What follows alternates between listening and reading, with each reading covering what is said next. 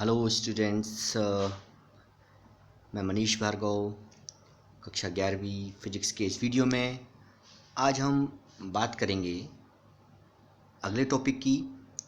सबसे पहले हम सदिशों के रेक्टेंगुलर कंपोनेंट्स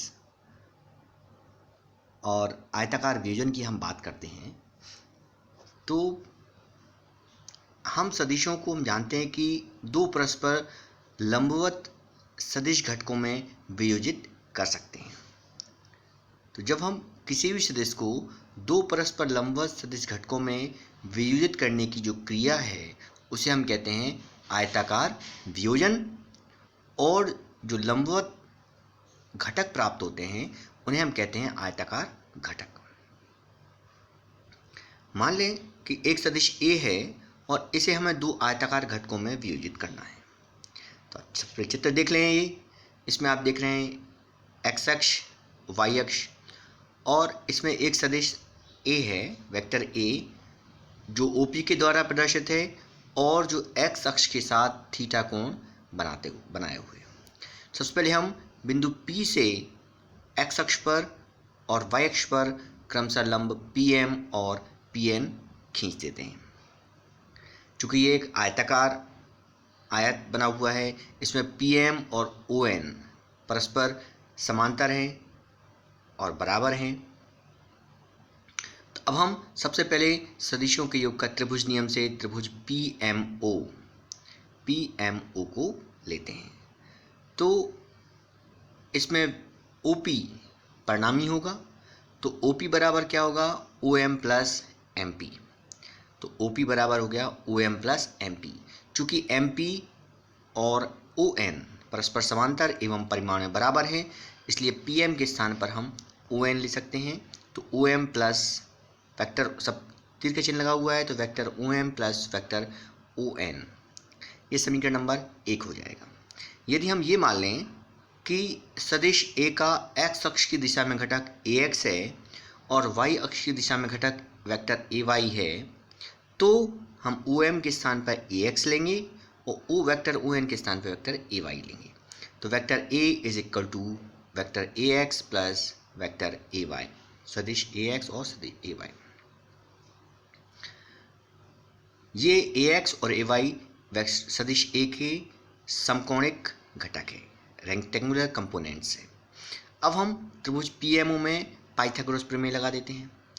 तो पाइथागोरस प्रमेय से कर्ण का वर्ग बराबर लंब का वर्ग धन आधार का वर्ग। तो OP कर्ण है, तो कर्ण का वर्ग OP स्क्वायर बराबर हो जाएगा OM square plus MP square. OP है A के बराबर, तो A स्क्वायर हो जाएगा। OM है AX के बराबर, तो AX स्क्वायर हो जाएगा। MP है AY के बराबर, तो AY स्क्वायर हो जाएगा। इससे हम एक बात ध्यान रखें, आप जब भी आप स्क्वायर लगा देते हैं तो वहाँ पे सदिश चिन्ह हटा देते हैं। तो अब A बराबर हो जाएगा √AX square plus AY square. ये सूत्र बहुत महत्वपूर्ण है, इसको आप याद रखें। जब हम किसी का सदिशों का परिमाण निकालना होता है तो हम सीधे सीधे उसके जो घटक हैं उनका वर्ग करके जोड़ देते हैं और वर्गमूल ज्ञात कर देते हैं। तो यहाँ पर A जो है AX और AY के समकोणिक घटकों का परिमाण प्राप्त हो जाता है।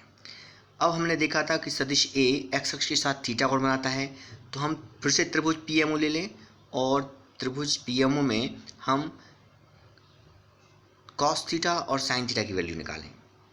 क्योंकि हमें AX और AY की वैल्यू निकालना है, तो cos थीटा बराबर हो जाएगा आधार बटे कर्ण OM अपॉन AP OP। तो इससे OM बराबर हो जाएगा OP cos थीटा। OM की वैल्यू AX है, तो AX बराबर A cos theta. sin theta बराबर MP बटे OP, तो MP बराबर हो जाएगा OP sin थीटा। MP की वैल्यू AY है, तो AY बराबर A sin थीटा। अब समीकरण 4 और 5 में जो हमें AX और AY की वैल्यू प्राप्त हुई हैं, ये वास्तव में क्या है, समकोणिक घटकों के परिमाण को प्रदर्शित कर सकते हैं थीटा के पदों में। इससे ये पता चल रहा है कि सदिश A जिस दिशा के साथ थीटा कोण बनाता है, उस दिशा में उसके घटक का परिमाण a cos थीटा होता है और लंबवत दिशा में a sin थीटा होता है। ये समकोणिक घटकों का वियोजन काफ़ी महत्वपूर्ण है, इनको याद रखें। अब हम समीकरण 5 में समीकरण 4 से भाग दे दें तो a sin थीटा बटे a cos थीटा हो जाएगा। तो A Y upon A X sine theta upon cos theta tan theta होता है, ए से कैंसिल हो जाएगा, tan theta equal to A Y upon A X. तो समीकरण 6 जो है वो सदिश ए की दिशा को निरूपित करता है, दिशा को प्रदर्शित करता है। यदि हम एक्स अक्ष की दिशा में एकांक सदिश को आई कैप और वाई अक्ष की दिशा में एकांक सदिश को जे कैप से प्रदर्शित करें तो वेक्टर ए एक्स सदिश ए एक्स बराबर हो जाएगा ए एक्स आई और सदिश ए वाई बराबर हो जाएगा ए वाई जे। यहाँ पर ध्यान दें जो ए एक्स पे सदिश लगा है वो सदिश राशि है और ए एक्स जो है वो उसका परिमाण है। तो ए एक्स का वेक्टर बराबर हो जाएगा ए एक्स आई और ए वाई पे वेक्टर बराबर हो जाएगा ए वाई जे। हम ये दोनों मान समीकरण में रख दें 2 में तो वेक्टर ए बराबर हो जाएगा ए x i plus A Y जे। तो इस प्रकार हम किसी सदिश को उसके समकोणिक घटकों के रूप में इस प्रकार समीकरण नंबर 7 है इसके द्वारा हम व्यक्त कर सकते हैं कि सदिश ए बराबर A x i plus A Y जे। आगे जो भी हम सदिश का उपयोग करेंगे उसमें इसी प्रकार लिख सकते हैं। यहाँ पे ए एक्स का मान ए वाई का मान कोई भी संख्यात्मक राशि हो सकती है, जैसे vector A equal to 2i plus 3j या 3i plus 2j 2i plus 5j कुछ भी। तो ए एक्स और ए वाई ये परिमाण हैं जो संख्यात्मक मान के रूप में व्यक्त कर सकते हैं। यदि हमें इसका परिमाण निकालना है तो हम क्या करेंगे, ए एक्स का स्क्वायर करेंगे अर्थात आई के गुणांक का स्क्वायर प्लस जे के गुणांक का स्क्वायर करेंगे उसका अंडर रूट, जिसको हमने ज्ञात किया था पहले ए बराबर ए एक्स का स्क्वायर प्लस ए वाई का स्क्वायर, जहाँ ए एक्स का स्क्वायर मतलब आई का गुणांक का स्क्वायर और जी का गुणांक का स्क्वायर। यहाँ पे यदि आर स्थिति सदिश हो तो आर को हम किस प्रकार व्यक्त कर सकते हैं x i plus y j और इसका मापांक जो होगा परिमाण होगा आर बराबर under root x square plus y square. चलिए हम एक सवाल देख लेते हैं। ए बराबर वेक्टर ए बराबर आई प्लस 2j माइनस के, सब पे कैप लगा हुआ है। Vector B equal to 3i cap plus J cap minus के कैप। तो हमें निम्न के मान ज्ञात करना है ए प्लस बी, फिर मापांक ए प्लस बी और vector A plus vector B की दिशा में एकांक सदिश। सबसे पहले हम ए और बी आपको दिया हुआ है, आपको ए प्लस बी निकालना है तो आई वाले पद से आई वाले पद को जोड़ेंगे, जे वाले पद से जे वाले पद को जोड़ेंगे, के वाले पद से के वाले पद को जोड़ेंगे या घटाएंगे जो भी हो। तो इस प्रकार I plus 3i I cap plus 3i cap 2j plus J cap plus minus के कैप माइनस के कैप। तो इस प्रकार हमें मिला 4i cap plus 3j cap minus 2k। हम जानते हैं कि समान सदिशों को ही जोड़ा या घटाया जा सकता है। अब अगला है मापांक निकालना है। तो जब मापांक निकालेंगे तो a प्लस बी में जो आई जे के गुणांक हैं, आई का गुणांक 4, जे कैप का गुणांक 3, के कैप गुणांक -2, तो इनका स्क्वायर करके जोड़ेंगे और वर्गमूल निकालेंगे। तो 4 स्क्वायर 3 स्क्वायर -2 का होल स्क्वायर सबका स्क्वायर करके हमने जोड़ा 694 अंडर रूट निकाला हुआ है इसका, तो इसका आंसर आएगा 29। जब एकांक सदिश निकालते हैं तो एकांक सदिश जब भी निकालेंगे तो हम सदिश लेंगे और अपॉन में क्या करेंगे उसका मापांक। तो यहाँ सदिश है 4i plus 3j minus 2k और मापांक कितना आया अंडर रूट 29। तो a प्लस बी की दिशा में एकांक सदिश vector a plus vector b upon a plus B 4i plus 3j minus 2k upon under 29। अब हम स्केलर प्रोडक्ट की बात करते हैं, सदिशों का अदिश गुणनफल। दो सदिशों के अदिश गुणनफल को उनके परिमाणों और उनके बीच के कोण के कोसाइन के गुणनफल के बराबर लेते हैं। यदि हमें सदिशों का अदिश गुणनफल निकालना है तो उनका परिमाण लेंगे उन सदिशों का, उनका गुणनफल और उनके साथ साथ a और b के बीच जो कोण बन रहा है उन कोण की कॉस के गुणनफल के बराबर लेते हैं। इस चित्र को देखें आप, a और b दो वेक्टर है, इनके बीच कोण थीटा बन रहा है। तो जब हम इनका परिमाण निकालेंगे vector a dot vector b तो वो किसके बराबर होगा, a का परिमाण गुणा b का परिमाण और इंटू कॉस थीटा। तो देख लेते हैं इसको हम। Vector A dot vector B बराबर ए बी कॉस थीटा, यहाँ ए और बी सदिश ए और सदिश बी के परिमाण हैं। इसे हम ए डॉट बी गुणनफल भी कहते हैं, डॉट प्रोडक्ट कहते हैं इसे हम, क्योंकि इसमें ए के साथ डॉट लगा के बी लिखा गया है। इसको हम इस पर लिख सकते हैं, vector A dot vector B equal to vector A मापांक में वेक्टर बी मापांक में और कॉस थीटा। अब यदि हमारे पास 3 डायमेंशनल है, एक्स अक्ष, वाई अक्ष, जेड अक्ष, तीनों दिशाओं के रूप में हमें अदिश के गुणनफल को प्रदर्शित करना है, तो इसमें हम देख लेते हैं कि वेक्टर ए बराबर A x I A Y J A Z के, बी बराबर B x i v y j v z के। यहाँ पर ये ध्यान देना है कि आई जे और के परस्पर लंबवत होते हैं, और हम जानते हैं कि दो लंबवत सदिशों का अदिश गुणनफल 0 होता है, क्योंकि आई डॉट जे या जे डॉट आई निकालेंगे तो आई का मापांक 1, जे का मापांक 1, और कोण 90 डिग्री है तो इंटू कॉस 90, तो कॉस 90 की वैल्यू 0 होती है, तो हमें आंसर मिल जाएगा 0। इसी प्रकार आई का के से या के का जे से गुणनफल निकालेंगे तो 0 होगा, के का आई से या आई का के से गुणनफल करें तो 0 होगा। परंतु जब हम आई का आई से निकालें तो आई का आई से गुणनफल निकालेंगे अदिश गुणनफल या डॉट प्रोडक्ट, तो 1 × 1 कॉस 0, कॉस 0 की वैल्यू 1, तो इसका आंसर हो जाएगा 1। जे का जे से निकालेंगे तो 1, के का के से डॉट प्रोडक्ट निकालेंगे तो 1। तो इस प्रकार हमें ये पता चल रहा है कि जब हम सदिश का उसी सदिश से अदिश गुणनफल निकालते हैं या डॉट प्रोडक्ट निकालते हैं तो हमें 1 मिलता है, और अन्य स्थितियों में 0 मिलता है। यदि आई का जे से या आई का के से हम डॉट प्रोडक्ट निकालेंगे तो हमें आंसर 0 मिलेगा। इसी सिद्धांत का उपयोग करके हम vector A dot vector B निकालते हैं। जब vector A dot vector B का निकालेंगे हम, तो उन्हें हम ब्रैकेट में रख के जब हम सॉल्व करेंगे तो जहाँ हमें आई से आई मिलेगा वहाँ 1 रखते जाएंगे, जे से जे मिलेगा वहाँ 1 रखेंगे, के से के मिलेगा वहाँ 1 रखेंगे, और सभी जगहों पे हम 0 रखते जाएंगे। तो इसका अर्थ ये हुआ कि जब हम सदिश का अदिश गुणनफल निकालते हैं, सदिशों का अदिश गुणनफल निकालते हैं, तो केवल हमें वो गुणांक लेना है जो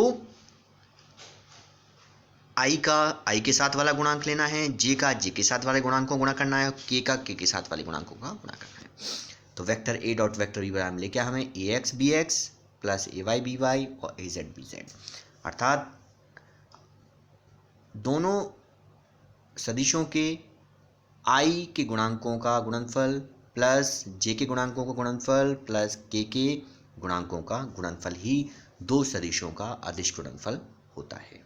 इस सूत्र को आप याद रखें, क्योंकि इसके लिए हम जब सवाल करेंगे तो सीधा उपयोग करेंगे। सवाल को देख लें हम, vector A dot vector B ज्ञात करना है, ए बराबर I cap minus 2j cap plus K cap 2i cap J cap minus के कैप। अब जब निकालेंगे हम इसको, तो vector A dot vector B निकाला हमने, तो अब इस स्थिति में देखें हम सीधा आई का आई से गुणांक 1 × 2, जे का जे से गुणांक -2 × 1, के का के से गुणांक 1 × 1, तो हमें इस प्रकार आंसर हो जाएगा -1।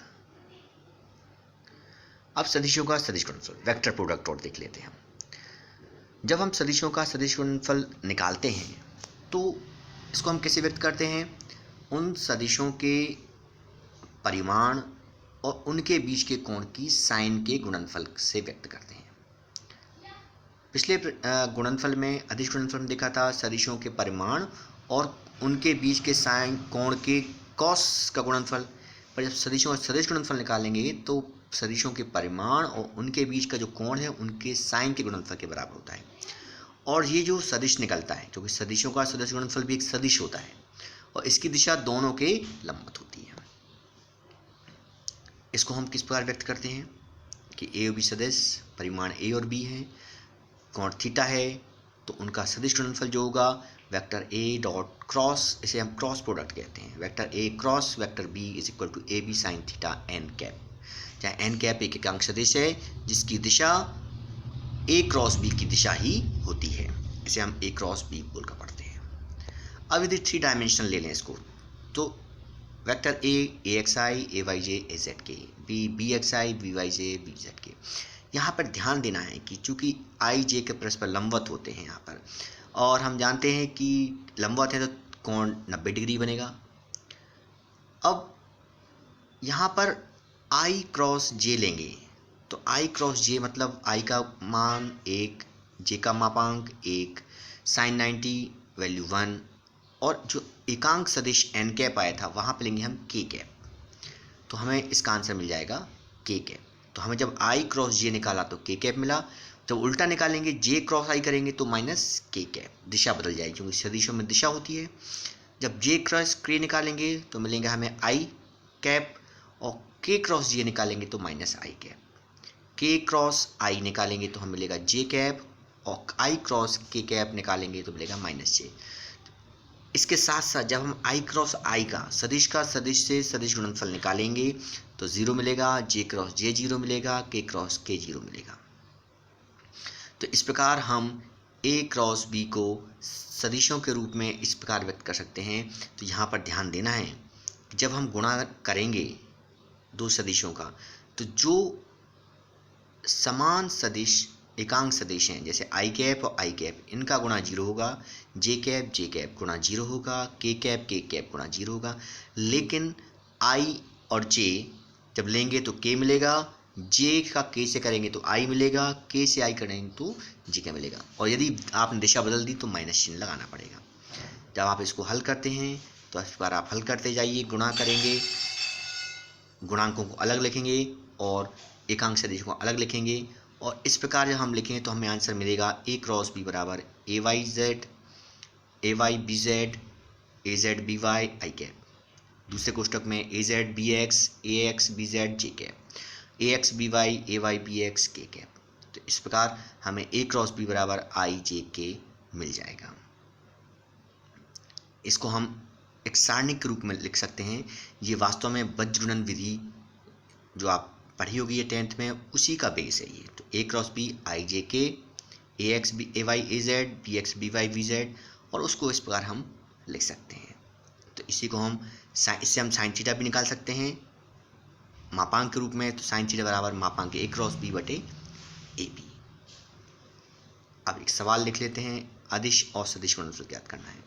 तो ए डॉट बी निकालेंगे तो आई का आई से गुणा, जे से जे का गुणा, के से गुणा करेंगे। तो आप इसमें देख रहे होंगे कि आपको आंसर -25 मिल जाएगा। जब ए क्रॉस बी निकालेंगे तो इन्हें हम सारणिक के रूप में लिख लेंगे। तो सबसे पहले आई जे के लिखेंगे, ये आई जे के एक पंक्ति में है, और आई 3 - 2 ये स्तंभ पहला स्तंभ है, जे -4 1 दूसरा स्तंभ है, के 5 - 3 तीसरा स्तंभ है। तो जब हम इसका विस्तार करेंगे तो पहले आई लेंगे, जब आई लेंगे तो पहली पंक्ति और पहला स्तंभ को हम छोड़ लेंगे। तो पहली पंक्ति में आई लेंगे तो पहला स्तंभ में 3 और -2 छूट जाएगा, तो बाकी जो बचा हुआ है संख्यात्मक मान -4 1 5 - 3 इसको ले लेंगे।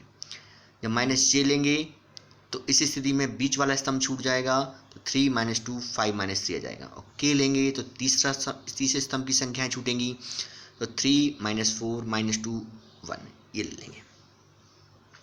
इसको हम सॉल्व करेंगे तो हम जानते हैं जब हम सारणिक को सॉल्व करेंगे तो क्रॉस मल्टीप्लिकेशन करते हैं। इसमें 3 से -3 का गुणा होगा और -2 से -5 का। तो पहले i के साथ -4 - 3, तो -4 - 3 12 हो गया, आप देखते जाएं, और 5 का 1 से करेंगे तो 5 होगा, लेकिन साथ में बीच में माइनस लगता है तो 12 - 5 हो गया। -j 3 से 3 का करेंगे -3 का तो -9 हो गया, और 5 से -2 का -10, लेकिन एक माइनस पहले से ही बीच में होता है तो +10 हो गया। के कैप 3 × 1 3 हो गया, और -4 - 2 +8 हो गया, लेकिन बीच में माइनस साइन होने से -8 मिल गया। तो 7i - j - 5k, इसको हम सॉल्व करेंगे तो इस प्रकार हमें मिल जाएगा। एक और एग्जांपल हम देख लेते हैं जल्दी से। a बराबर i + 2j - 3k और b बराबर ये दिया हुआ है, तो आपको a क्रॉस b मापांक a क्रॉस b और a क्रॉस b की दिशा में एकांक सदिश। तो a क्रॉस b निकालने के लिए आप इसको सारणिक में रखेंगे। सारणिक में रखने के बाद फिर इसका विस्तार करेंगे i के साथ। पहला i लेंगे तो पहला स्तंभ छूट जाएगा, j लेंगे तो दूसरे स्तंभ की संख्याएं छूट जाएंगी, k लेंगे तो तीसरे स्तंभ की संख्याएं छूट जाएंगी। फिर हम इसको विस्तार करने के लिए क्रॉस मल्टीप्लिकेशन करेंगे। क्रॉस मल्टीप्लिकेशन करने पर हमें इतना मिलेगा, और माइनस आई, सॉल्व करने पर माइनस आई प्लस 11j प्लस 7k। ये ध्यान रखें, सदिश गुणनफल निकालेंगे तो आंसर सदिश में ही मिलेगा। ए क्रॉस बी का मापांक निकालेंगे तो जो -1, 11j, 7k इनके मापांक, इनकी संख्या गुणांकों का वर्ग करके जोड़ देंगे और अंडर रूट निकालेंगे तो आंसर 171 ज्ञात होगा। जब एकांक सदिश ज्ञात करेंगे तो ए क्रॉस बी बटे मापांक ए क्रॉस बी, तो -1i plus 11j plus 7k upon under root 171। तो इस प्रकार ये हमें इसका आंसर मिल जाएगा। इनको अलग अलग कर देंगे तो प्रत्येक के नीचे अंडर रूट 171 आ जाएगा, तो ये हमें आंसर मिल जाएगा। आशा है आपको आज का वीडियो अवश्य पसंद आया होगा। ये सवाल महत्वपूर्ण है, परीक्षा में पूछे भी जाते हैं। अगले वीडियो में हम फिर मिलेंगे, तब तक के लिए नमस्कार।